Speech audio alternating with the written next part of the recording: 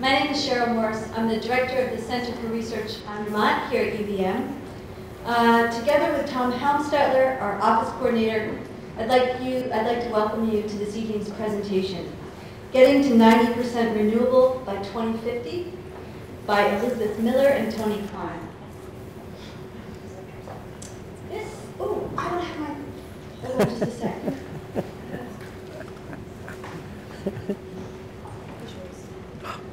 There we go. Here's where we are.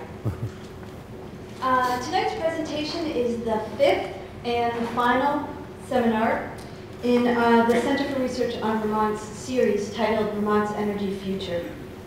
With numerous changes in our state's energy portfolio, including the uncertain future of the Vermont Yankee nuclear power plant, changes in utility ownership, the advent of new renewable sources, and development of technologies to improve the efficient use of electricity, the Center decided to offer multiple opportunities to discuss the various elements of our state's energy portfolio. Each Wednesday for a period of 5 weeks, we have been hosting a discussion of an energy-related topic.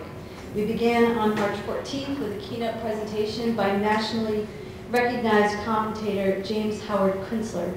The title of his talk was The End of Cheap Energy. This presentation was followed over the ensuing weeks by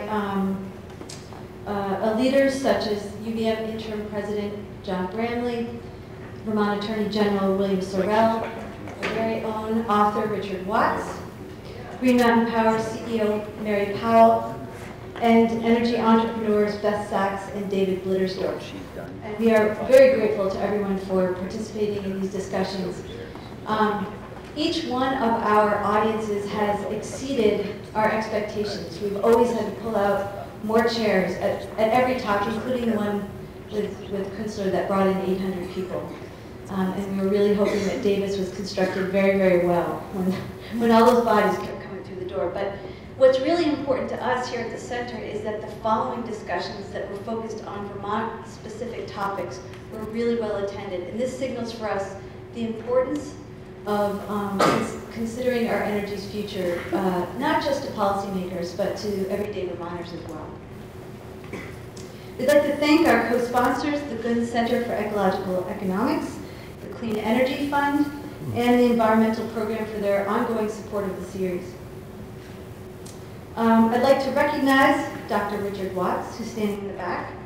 His new book, Public Meltdown, The Story of Vermont's Yankee Nuclear Power Plant, motivated this series, and he has worked tirelessly to organize everything, to get people to come, and we're really, really grateful for Richard's work.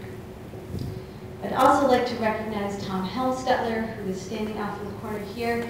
He is the Center for Research on Vermont Office Administrator, and he too has made these talks possible. So thank you, Tom. And RETN is our media partner. They film our programs, they air them on Channel 16 here in the Burlington area, and they make them available to watch digitally on their website, retn.org. We thank our film crew for coming tonight again and helping us out. At this time, I'm very happy to introduce this evening's presenters. Tony Klein has represented the towns of East Montpelier and Middlesex in the Vermont House of Representatives since 2002. He is chair of the House Natural Resources and Energy Committee and also the Joint House and Senate Energy Oversight Committee. He's received numerous awards and endorsements over the years, including Vermont Natural Resource Council's Legislator of the Year and the same award from the Vermont Businesses for Social Responsibility organization. And should we run out of energy things to talk about, he's also been a winning girls field hockey coach, and I'm quite interested in that also. Elizabeth Miller is a very busy woman these days. She is Commissioner of Vermont's Department of Public Service. She was appointed in January 2010 by Governor Shumlin. Previous to that, she has been an attorney practicing here in Vermont since 1998. And it's no joke that both of these folks are super busy right now, and we are very grateful for their time and their willingness to come up to Burlington and have this conversation with us. So please join me in thanking both of them.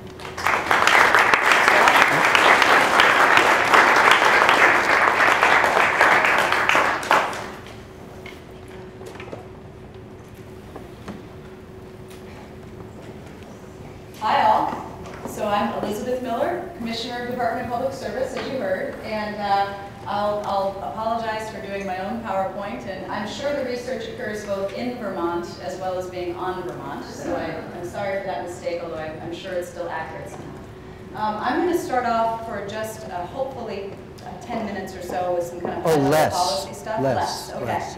And I think I'll play straight man if I know Chairman Klein well enough to say that. I'm going to lay out for you some of the planning on energy that has occurred at the department and in the administration since Governor Shumlin came in, and a little bit about the policy behind why we think that's the way to go. Very high level, it's a lot of detail, and we can get into it with questions.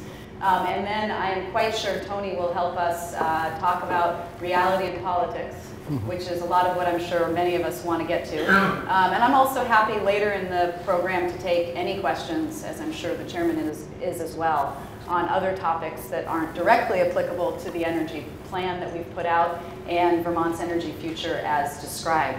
So let me just lay out for those of you who have not had a chance to see what we've done with the Comprehensive Energy Plan, what the goals are. We put it together in this last year. Governor Shumlin made it a first-year priority. And in order to come up with the goal, we looked at what Vermont is presently doing with its energy sources. Where does our energy come from? And we looked at total energy. And when we talk about total energy, we're talking about electricity, thermal, which generally you think of as your home heating, and transportation. Okay, so if you think about the chart in the middle as being 100%, about 39–40% of our total energy usage is electricity, keeping the lights on, and the other 60% is transportation and heating, basically. Okay, so if you look at that pie and you think, what's renewable about that? Well, on the electric side, it's just about 50% renewable. That's renewable sources, very important to say that, including Hydro-Quebec. It's not necessarily, for those of you who are real detail folks, accounting for the renewable energy credits that are sold out of state. The other 52% of our portfolio is non-renewable, including nuclear, natural gas, system power, et cetera. So that's pretty green on the right. On the left, this is transportation and heating, and it's only 5% renewable, and that's almost entirely biomass using wood and other sources, primarily in our schools and institutions. So we got a lot of white space on the left, not much renewable energy. And obviously, nearly all of that white space on the left is fossil fuels, transportation, and in our homes, natural gas for about 18% of Vermont's population, and home heating oil for the rest. So heavily dependent on heating oil in Vermont. So add that all up, if you kind of do the fancy math, our total portfolio of energy is just about a quarter renewable right now. So looking toward the future, the plan takes a 20-year look and then looks beyond that, 2 generations out. Where do we want Vermont to be? Where do we think we can go? And based upon much of the public feedback we'd had, some of the surveys that have been done over the years, the legislative direction that Chairman Klein will talk about, we thought, look, changing Vermont's thinking and making Vermont even more renewable, including, as I'll mention in a second, incorporating efficiency into that so that our total usage comes down at the same time, is the right way to go. So in doing that, we looked at energy costs. I'm not going to spend a lot of time on this slide other than to tell you that the right side is inflation adjusted.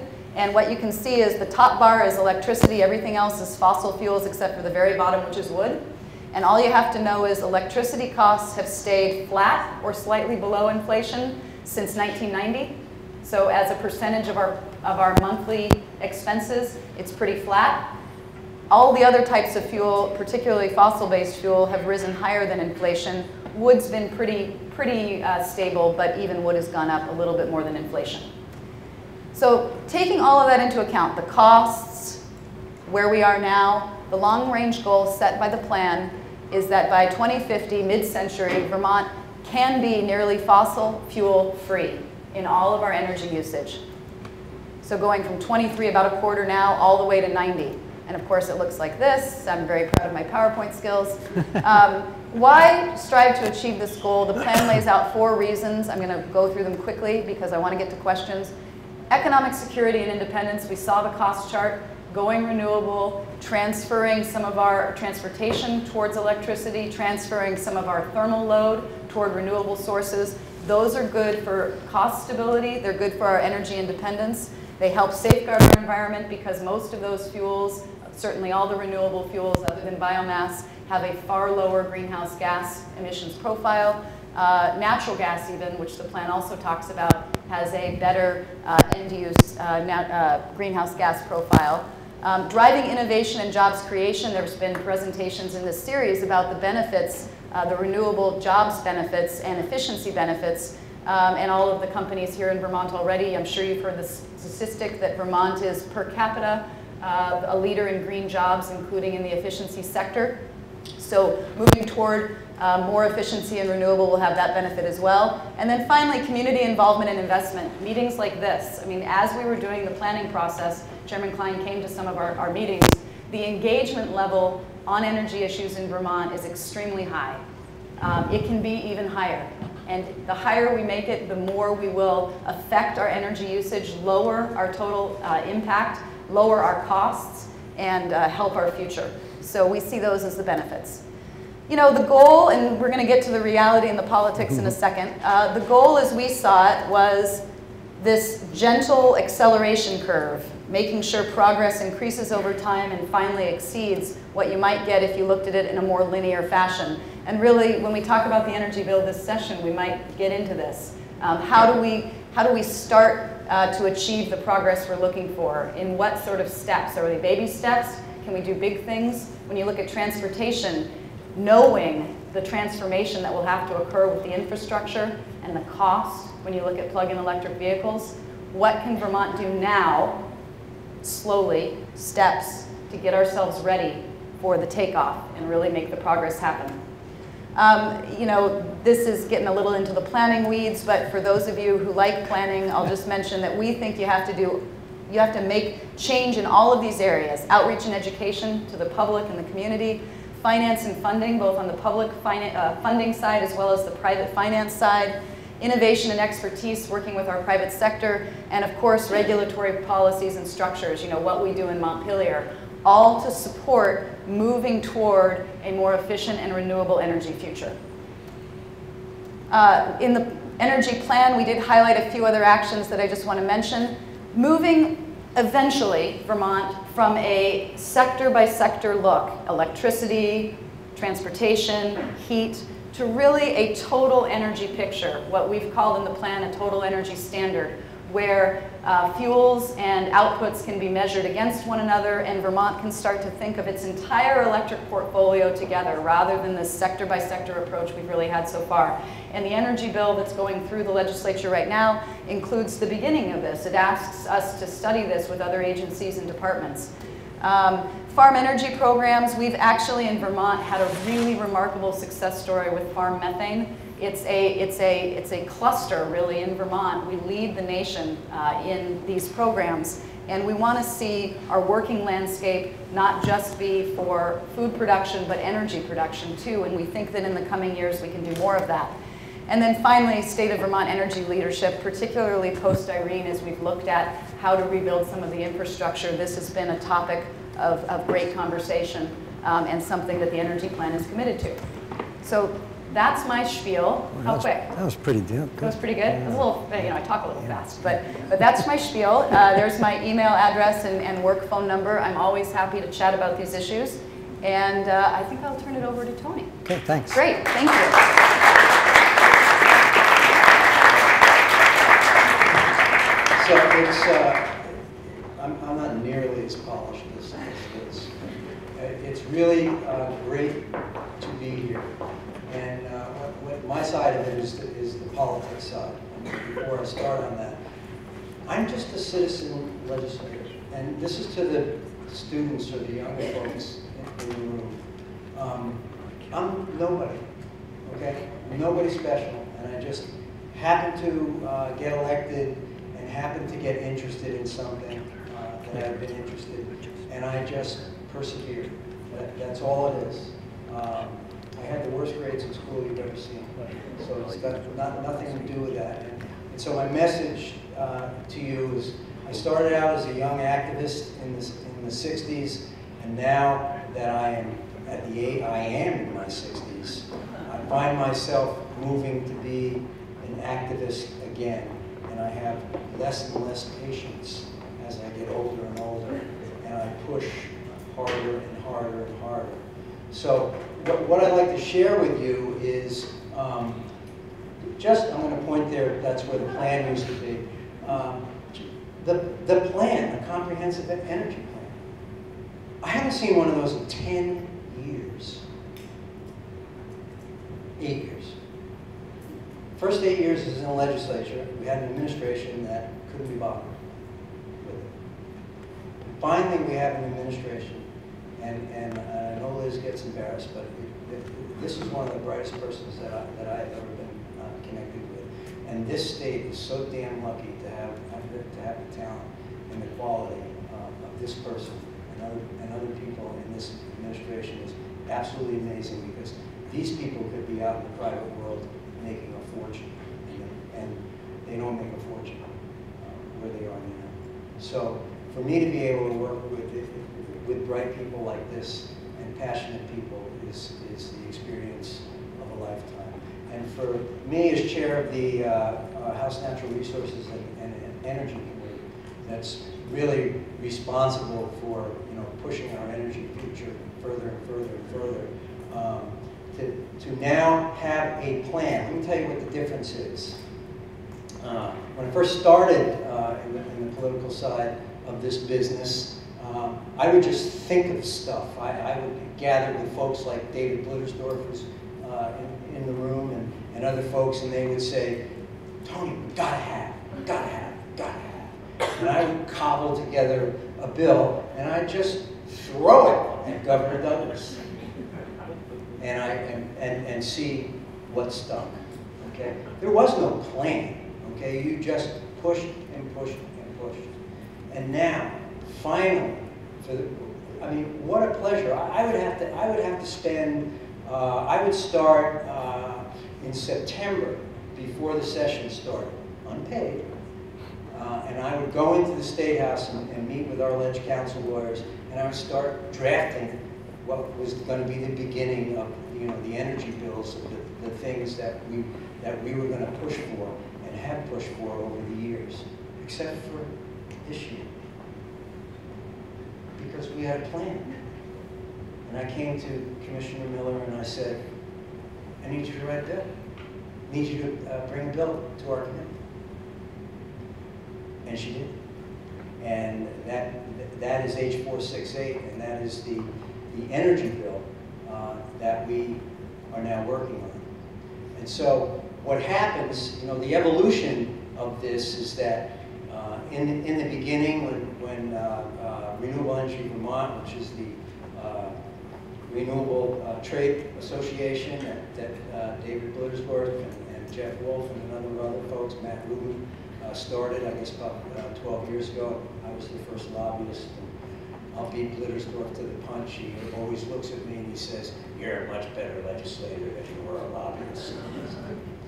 But when we first started in those days, we were just absolutely feeling our way forward.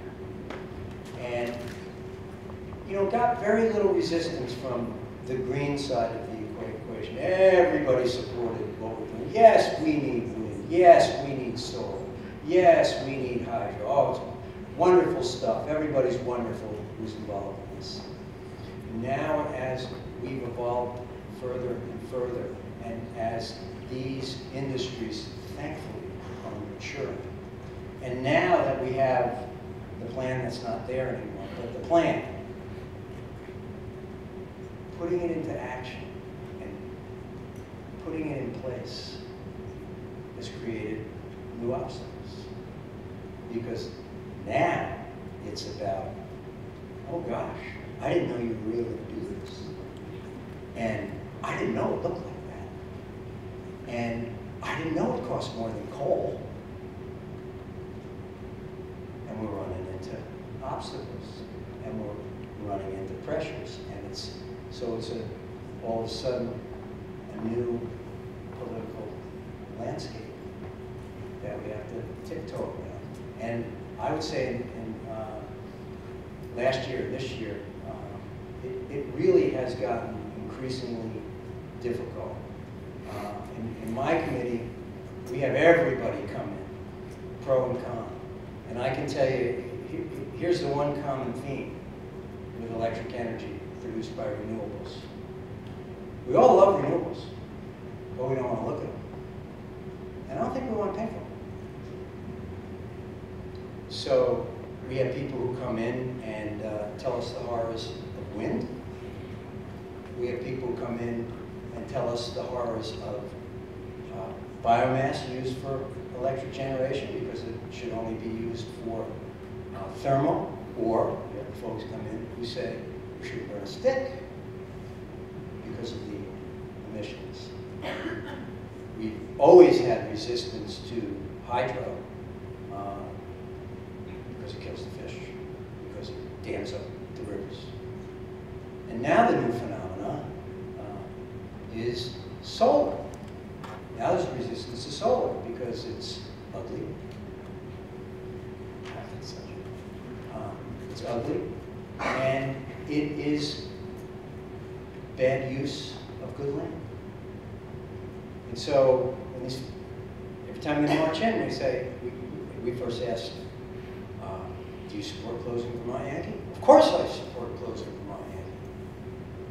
Well, if I can't do wind, and I can't do biomass, I can't do hydro, and I can't do solar, what are we going to do?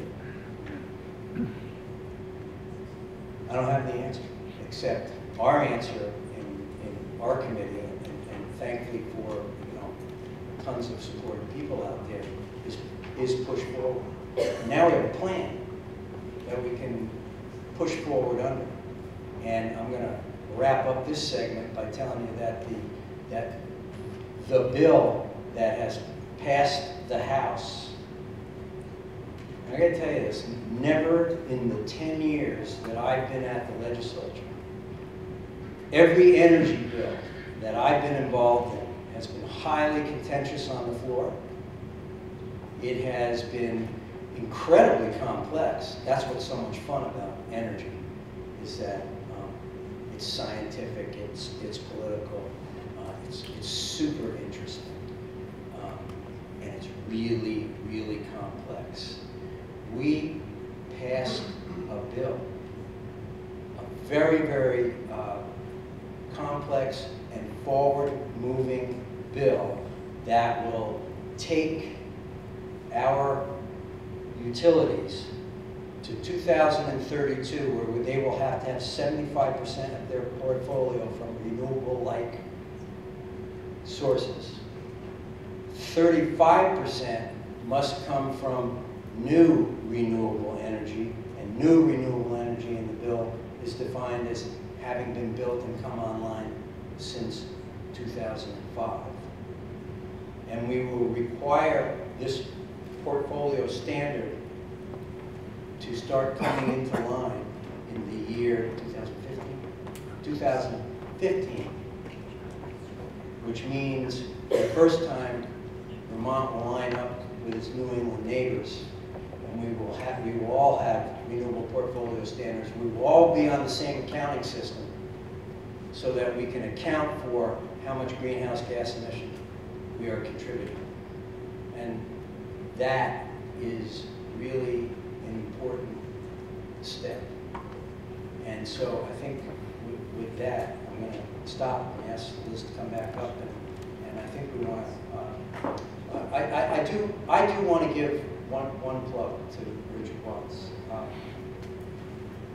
The sidebar is that one of the major reasons that I wanted to get elected to the legislature was to close Vermont Yankee. I've spent my whole life living in the shadow of these beasts. I grew up in Croton-on-the-Hudson. Outside of my mother's apartment window, I see the yard at Sing Sing. I see Croton Point, and then I see the cooling towers of Indian Point. And they built that on a recreational playland park that I loved as a kid. And that's why I hate those. That's the real derivation of it. But I have spent my entire legislative career trying to make sure that that plant retired on time. Never in my wildest dreams did I think that we as a state and we as a legislature would have taken it as far as we can take it, and the feds have taken it out of our hands for now. But Richard Watts, he has written an account that really nails it. And you know, one of the unfortunate things about being a quote public figure, you're in the press a lot, and most of the time you're looking at it and you're going, I didn't say that. They got that wrong. He got it right. You read that book, you will get the real flavor of what has gone on in this state for 10 years. And I'm not just doing that to plug his book. It was amazing. It was so amazing I made my son do it. So I thank you for that. So come on, Chris. We're going to pass the mic back and forth between Tony and Elizabeth, and if we need to, I can repeat questions, or you guys can repeat the questions so that everyone can hear it in the back. Okay, super. Okay. Fire away. Yeah, I'm curious, in the context of the energy report, which I haven't read, or the energy bill that I haven't read, if you envision a big enough role for efficiency and conservation that you'd like to try to either stagnate or decrease the total primary energy demand for Vermont, or if you pretty much see that increasing and renewables just happen to pick up the slack in addition to substituting for fossil fuels. Sure, I can start with that. The question was essentially what's the role of efficiency, both in the energy bill that's pending and then in the plan. Does efficiency work to reduce or flatten or stagnate total energy usage, or instead, how is it treated? Well, in the energy plan, we look at efficiency as the very first thing to do. I mean, the cheapest energy we can use is the energy that we never use, right? I mean, that's something like that is the adage. It's equivalent of just over 4 cents a kilowatt hour to purchase quote unquote efficiency, which is far cheaper than most other fuel sources. And so efficiency is very important. One of the things the plan looks at, though, is if we're really going to make the transformation in transportation and in other energy usage besides electricity, we need to start thinking about our electric portfolio and its renewable quality as helping us with other goals. And so we do want to see efficiency first, efficiency in everything, electricity, thermal, making sure the walls of your house are appropriately tight, car efficiency, transportation efficiency, just not only in the vehicles we drive, but in our transportation system as well. Having said that, when it comes to electricity, we may see ourselves, in fact, there may be reasons why we want to see ourselves using more total electricity in the future if it's renewable and replacing other sources. So the old debate with efficiency used to be, let's drive usage down. And that's still good, but we can't do that to the exclusion of making sure that we're keeping Vermont moving toward a more renewable portfolio overall, in our view. Turn the lights on. You get to hold this. Oh, You're gonna do okay, I'll hold it. Okay. Okay. You set this big objective in terms of proportions, 90%. I'm wondering, in your opinion, to what degree have you privileged the relative components of the available renewable options, meaning wind versus solar versus biofuels, or transportation versus bioelectric versus thermal, biothermal, and really how did that all sort out? Because I know there's enormous pressure on you to select winners in all sorts of explicit and subtle ways.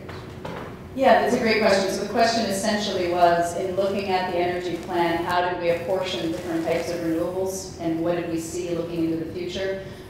We started with where we currently are, so in-state hydro is about 10%, I think, and in-state solar right now is, a percent-ish, and growing because we got a lot of installations going in. Biomass is about the same, 10 or 11%. So you kind of look at where you are now, but then more importantly, what do we actually want to see in the future, right? And it's not just in-state, it's out-of-state too, because some of the projects will be here, some of them will be elsewhere. And the plan did take assumptions into account with percentages of wind, percentages of biomass, solar. For example, on solar, the plan looks at an additional 30 megawatts within the planning period, which is a significant increase from where we are now. On wind, we took a certain percentage, but didn't qualify whether it had to be here or elsewhere because of the way our power markets work. And you know, I don't know what you see in terms of sources in state and what's, I mean, you've said that all folks have opinions on it, but what do you think is actually going to get, what do you think the future looks like? Well, I think that the part of the bills that we've done that excite me the most are what we called our standard offer program, our feed-in tariff program.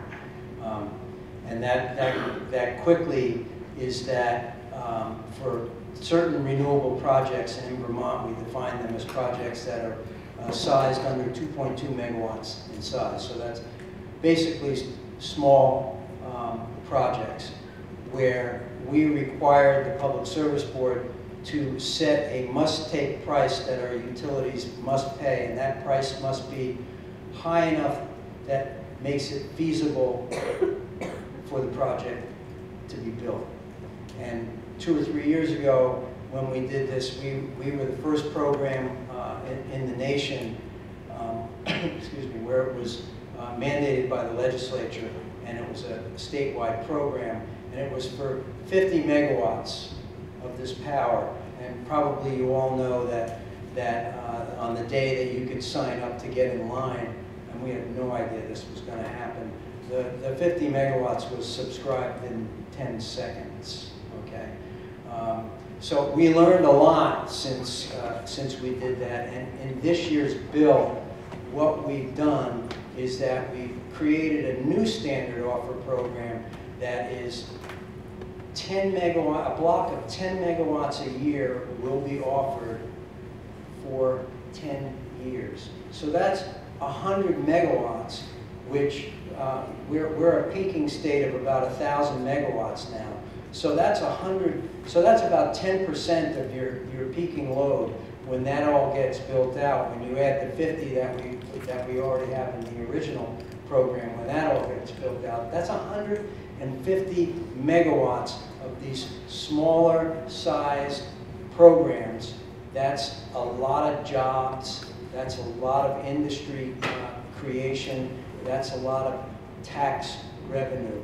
That's where I see the real impact and the real future for the industry in Vermont. And these size projects have much less public resistance than your larger projects.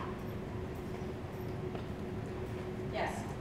So when are we going to take back the 580 megawatts on the 2 rivers? From what? On the Connecticut Dam, is that the question? So the question was, what about the Connecticut River Dam and its system of power generation? Yeah. You know, it's interesting, just economic reality, and I know I'm going to probably get punched for saying this, but the state did have an opportunity. It actually participated in a process several years ago to look at purchasing the dams on the Connecticut River, significant in-state or just barely adjacent renewable energy generation, and the state was outbid and couldn't make the purchase. Thanks. Didn't make the purchase. You know, from an economic point of view, pardon the pun, but we would have been underwater now, because with the energy costs that have occurred since then, they've dipped far below what the projections were at the time. And that's really because of one thing, and you probably all know this because you're very energy conscious people being here. It's because of natural gas and the prices of natural gas in the market right now.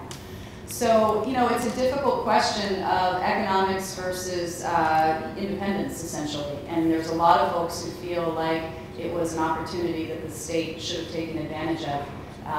Looking at a pure numbers basis, that's not financially true right now, but that doesn't mean it's a debate that you know, wasn't both right at the time and right to continue talking about. Biggest mistake the state ever made. Absolutely the biggest mistake, and I'll tell you why. Because if we had done that, you know the argument that you're hearing today about, is the merger between GMP and CVPS good, and other ratepayers going to, is grandma going to get her $76 back, and all that stuff. We'd be done with that because that would have created public power.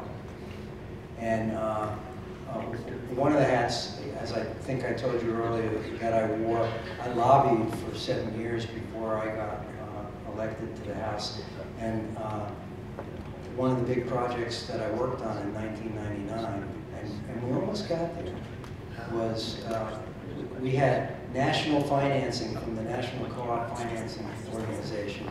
And we were going to make an offer to buy all the utilities in the state of Vermont and create one co-op. And the dams and ownership of the dams would have been a great battery of power for your intermittent renewable sources. So she's right, but that's in hindsight. And I think that I think we would have made it happen no matter what the economics are. This natural gas baloney, and it's baloney in my estimation. I've already seen 2 cycles of gas is the cheapest thing since sliced bread. 20 years ago and 10 years ago. And each time we fell into the trap of building out an infrastructure that was going to depend on natural gas, and every time that you built this stuff, the price zoomed way up magically. So when I say I don't believe the reserves, yeah, you can tell me there's 400 years of reserves under Lake Champlain or something like that, but you can't get at it. And so that's all smoke and mirror, and you're right, she's not. Yes. So let me apologize in advance. I'm going to be confrontational with you. I'd like to address the petition of Vermont Gas Systems in 2011 to the Public Service Board to build a natural gas pipeline from Chittenden County down to Addison County. Yep. Your department supported their petition. For those who are not familiar with it, this company, Vermont Gas Systems, which is another Vermont energy company which is owned by Gas Metro, a multi-billion-dollar Canadian energy company, which has in its portfolio hundreds of millions of dollars set aside for development. The Vermont Gas Systems petition to the Public Service Board, they asked the Public Service Board for the right to forego a 5.4% decrease in natural gas rates, which were legally mandated in the sense that they are legally mandated to pass on reductions in natural gas costs that they incur onto their customers. So the Public Service Board, with your support, granted their proposal. And what it means is over a 20-year period, $88 million is going to be withheld permanently from 45,000, this is confirmed by Eileen seniorities at Vermont Gas Systems, permanently $88 million is withheld, so that from 45,000 customers in Chittenden County, so that 3,000 customers in Addison County will have the benefits of natural gas. The money is not being used to build the pipeline. Vermont Gas Systems was very declaratory. The pipeline is being built by Vermont Gas Systems, and the reason this is important is all dollar profits that go along with the construction of this pipeline go to Vermont Gas Systems, which means they go to Gas Metro.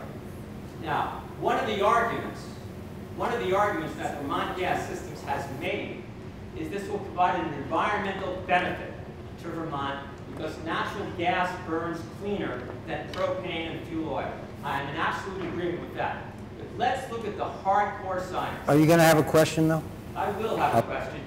In order for students in the room here to understand the situation, they must have the facts.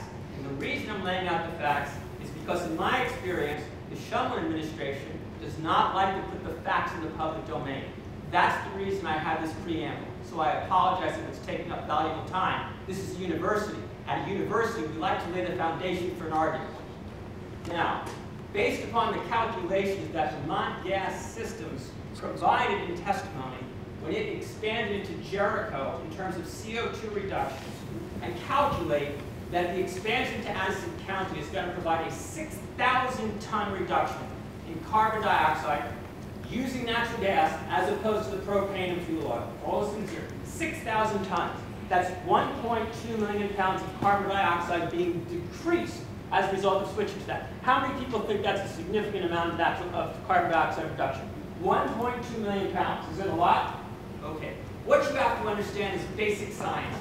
And at a university, we try to approach it from a holistic standpoint. We try to look at all areas of relevant information. The world community is currently producing between 30 to 40 billion tons of carbon dioxide as a result of human activity. That's 30 to 40 gigatons. Putting it into log notation, we're talking about 30 to 40 times 10 to the 9th tons of carbon dioxide versus a 6 times 10 to the 3rd reduction in carbon dioxide as a result of this expansion to Addison County. So what you're dealing with, we do have to ask a question. what we're dealing with is a 5 to 10 million-fold greater production of carbon dioxide by 7 billion human beings on the planet versus the reduction that Vermont gas system is providing when going to Addison County. And the reason I'm asking this, is it your department's opinion that taking $88 million to get a less than 5 millionth reduction in carbon dioxide is the best way to spend $88 million? Wouldn't it be better to take that $88 million and make a dent in the 4.3 million tons of carbon dioxide which are coming from transportation in the state of Vermont? Thanks for the question. I'm not going to repeat it. And I'd be happy afterwards. We actually have put out publicly, and we've had plenty of questions regarding Vermont gas and its expansion. I'd be happy to send you the information that we've provided to others. So afterwards, if you want to give me your email or whatever, I'd be happy to do that. I've read the testimony, all the testimony of the Public Service Board. Yeah, and since then, we've been asked a number of questions. So if you would like it, I'd be happy to send that to you, and you can give me your email afterwards. The short version on the gas expansion, I think really there are 2 points. Number one, it's environment, but it's also economics. And the way I look at it is that right now, only Chittenden and Franklin County in Vermont have a choice to switch to natural gas if they'd like to do so. That's it. Everybody else in Vermont has no choice. And as we discussed before, economics being what they are, that means that everybody else in Vermont is locked out from making a less expensive, more environmentally friendly choice for heating their home. Because we don't have a system right now where renewable energy, biomass for example, is available to all. So choice is one thing, and it's one of the reasons we support expansion southward. The other reason we support it, and specifically the expansion fund that you mentioned, is because, kind of high level and just stepping back for a second, all utility plant expansion, fancy term for just saying when utilities build stuff, all of that is paid for by ratepayers, always. That is what they call the regulatory bargain in the utility world. The reason why we believed an expansion fund was appropriate, taking a single decrease, and as you know, I'm sure, there have been many, many decreases by Vermont Gas quarterly. And increases. No, the problem is, in all of the documents you put into the public domain, you only talk about decreases. You never talk about their increases. I have every document you've produced on this issue. You only talk about decreases in natural gas prices. Everyone in the room can go to Vermont Gas System's website after this talk if they'd like and see the history of their rate filings. And there has been, over the last several years, decreases. And so what happened with the expansion fund was a single quarter decrease put into a fund to basically incentivize, encourage, whatever the word is, the utility to finally build what administrations prior to ours had wanted them to build, bringing more choice to Vermonters. And they were going to recover and will recover if they prudently build a system, the cost from ratepayers. I mean, when we got gas in Burlington, Vermont, when we had natural gas in Burlington, that was paid for by customers down the line, and then by the customers here.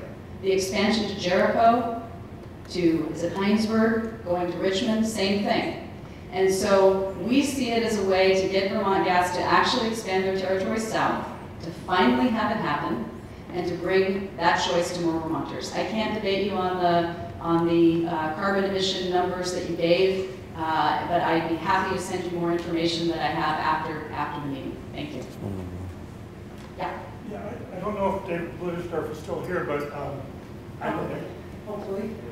What's the question? So my question is this: in the plan, well, my question is this: in order to reach the goal, we're going to have to change behavior. Mm-hmm. And I think you're right. And I don't see anything in the plan that's going to actually change behavior short of what David always talks about, which is a tax on carbon. Is anybody in Montpelier thinking about risking their political life to support a tax on carbon? You know, at this point in the session, you can have my political life. So, you know, a tax on anything at this point in the game is hard to get anybody's real attention, especially in an election year. But what we really have a problem with, I don't know how to describe this, but you know, carbon emission, greenhouse gas emission, you know, we all know we're killing Mother Earth. But gosh, it's really too expensive. We can't afford to stop killing Mother Earth because we can't afford to. That's the attitude that you face. And you kind of know it in the back of your head. Gee, this is real, this is really happening. But then everybody gets caught up in their day-to-day life, and the kids at school, and the cars breaking down, or you know, the cost of this, the cost of that. And it's really, really hard to make the connection with something you can't see, you can't taste, you can't hear, and you can't feel. So unless something happens down the line, whether it's more hurricanes or New York City goes underwater, that's going to be a long road to hoe, actually. I'm willing to risk my political career. I'm willing to give it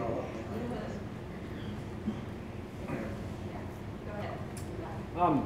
First, I'd like to say it's like I support the expansion of gas. It's like I think that's the expansion of natural gas. It's like economically and environmentally beneficial to Vermonters. But my main point is that I applaud the administration and the going forward with the goals for the renewable quotient. But when I first became an energy auditor, it's like the way to really internalize looking at a building's energy use is a holistic approach.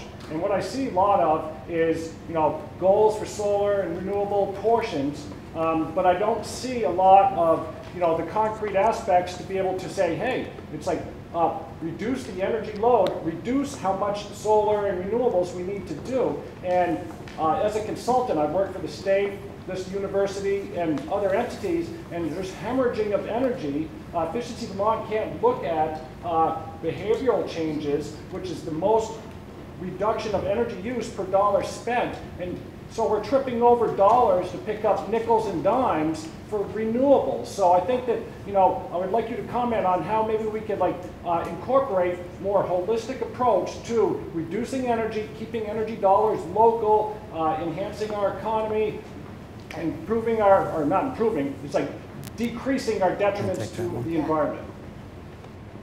Did everybody hear his question? Okay, I heard it, I'm deaf, so I suppose you heard it.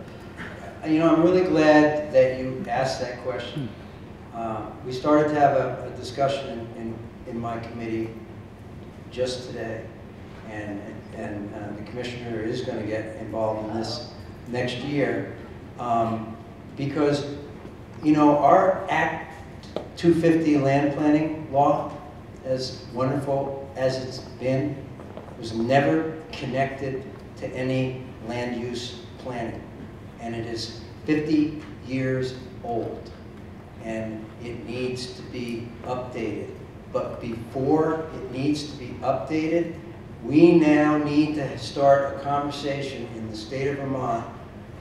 What is this state going to look like in 50 and 100 years?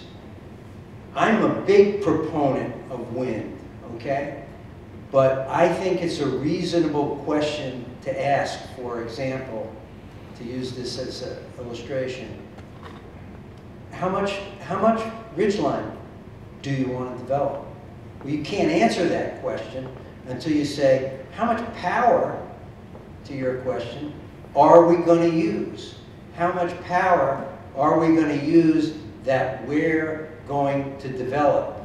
How much of our land do we want to keep open as working landscape? What about our forests? What about our natural resources? We're not talking about this. We're hodgepodging it. And we need to have, I think, a statewide, I'll call it a referendum, but a statewide referendum that really talks about just what the hell Vermont's going to look like in the next 50 to 100 years. And then when you decide that, then you plan backwards. But you're absolutely right about the piecemeal. A couple just real quick on that. As I mentioned, energy plan recognizes efficiency first. You know, I often get asked, what can I actually, individuals ask me, what can I do? And, you know, especially when we're talking to students or, you know, that kind of age group, I usually say, go talk to people. Just talk. We all need better education about energy usage. We need to understand that using less energy is our best, you know, and first defense.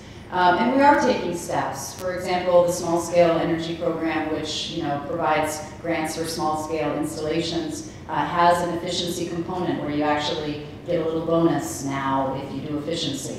And because renewables are sexy, but efficiency's not. And so we really have to make sure people understand they should be married, because we shouldn't be building too many solar panels if instead you could just add some insulation in the walls and only put, you know, a panel or two on your roof rather than 5. 2 more questions. So in the new energy plan, transportation is highlighted as a much more significant part of reaching our energy goals, and we're highly dependent on personal vehicles using gasoline. And so I'm wondering what some of maybe those short-term goals are for preparing for that takeoff, as you put it, Yeah. in a system that probably needs to be completely rethought. Yeah, it's really an interesting problem. So the question was, what about transportation? What are the short-term steps to get us toward the sort of transformation we're talking about? If anyone, you know, wants the light bedtime reading, the energy plan section on transportation, I think is fantastic. V-Trans helped quite a bit with it. They did some significant data crunching, and they have a number of short-term goals. Everything from tripling parking right spaces to more regional transportation systems, smaller, because, you know, what we really want, the best thing you can do is to ride on a full bus. Okay, that's great. But how many full buses do we have in Vermont? We're lucky that the link to Montpelier, for example, is, if anything, as we know, oversubscribed. But you know, that's not true in all areas of Vermont that we can do that. So right-sizing the transportation system is a huge step that we should take, and we need to take it now. The best thing any individual can do is just put someone in the car with you. I mean, it's, I guess, kind of obvious, but you reduce by half your impact if you just drive with a friend. And so again, behavioral steps, first steps, infrastructure steps such as the parking ride. But then when you look at electric vehicles, it's really more of a regional conversation. So the climate cabinet, which Governor Shumlin put together about a year ago, has on it a plug-in electric vehicle interagency task force, because it's not just a department problem when it comes to utility regulation. How do you charge for a plug station? It's also a transportation issue, where you put them. It's a tax issue, because then what do we do if we actually aren't using gasoline? We got to start thinking about that. So we are putting those sort of department teams together. We're also working with other states in the region. There's a regional task force in New England trying to make electric vehicle corridors from major metropolitan areas so visitors can come. So this is not easy. It's not quick, but we do have short-term steps in place and longer-term steps, lower carbon fuel standards, other things as well. And I recommend that part of the energy plan highly. Last question. One more question. One more question? Yes. Almost a two-phase question related to education for both sexy and unsexy. First off, for the unsexy, 30 to 50% of the plan is efficiency, thermal efficiency, and everything else. We're lacking in contractors, auditors, the whole thing to be able to do that in our house. We're about 50% of our plan of the house improvements, right, home improvements. So what can we do through the state and college integration program, or continuing ed or something to get more contractors involved in that? And then for the sexy, for David and all these great companies, we need a lot more engineering skills in state to go be doing for the solar and the wind and much more efficient renewable activities. What can we do from an education process? Okay. Oh, can I just quickly, as an energy auditor, I know a guy who's been in the field for 30 years. He's just laid off his guys for the spring. There's not an excess capacity out there. I've been in the field for a long time. There should be a detriment, just like you're saying. That's the way it should be. And the reality is there's a goal to have 80,000 homes weatherized by 2020. Right. It's like, that is like, Okay, so The answer to the problem is MONEY and a consistent flow of it. And where we have really failed in this nation and in this state is that we get these quick hits of money in emergencies. So 3 years ago was the ARA funds, and we got $40 million in the state to deal with weatherization. And our CAP agencies, who do a great job, by the way, geared up and started doing all this work. And now spigot's dry, and we don't have, so they're laying off people. Heating oil and propane is getting more expensive, and fewer structures are getting weatherized. We're going totally in the wrong direction, and there is no political will.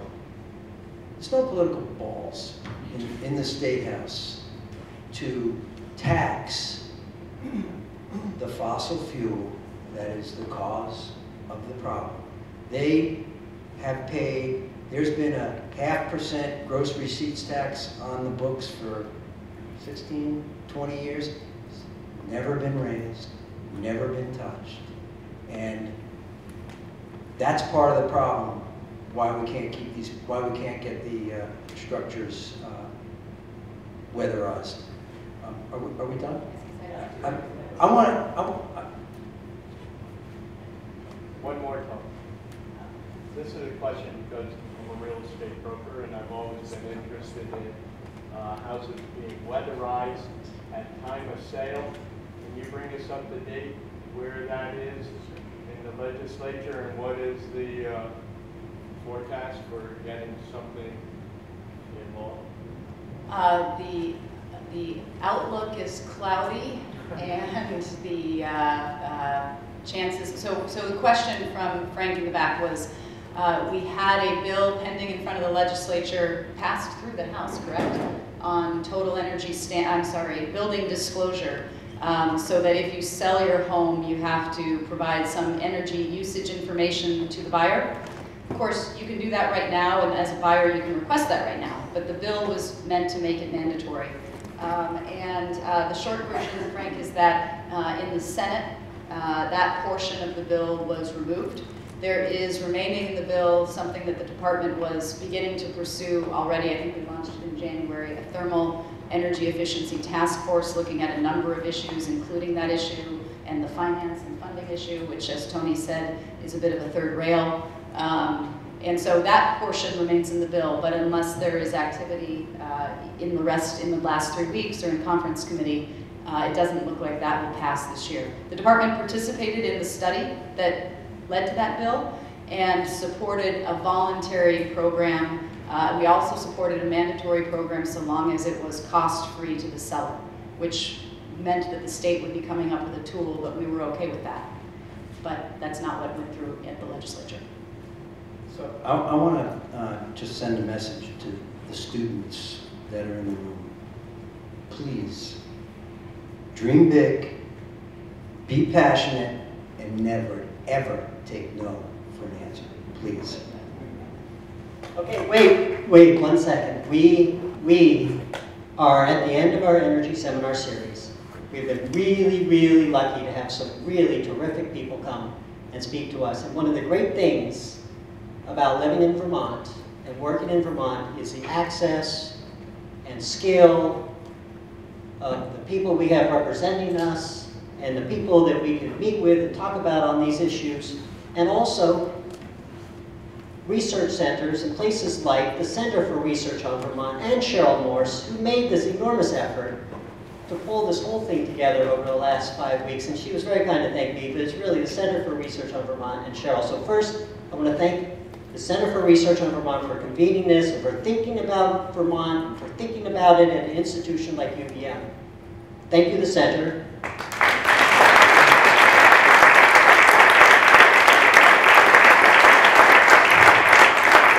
And we do have, there's a sign-up list if anybody wants to be kept informed of all the other interesting things the Center is doing over the coming months, and especially for the last session that we had tonight, the Commissioner of the Department of Public Service and the Chair of the House Natural, Energy, and Resources Committee. Did I get that backwards? Anyway, I'm sure they'll stick around and chat with you guys if you want a little bit, but thank you so much for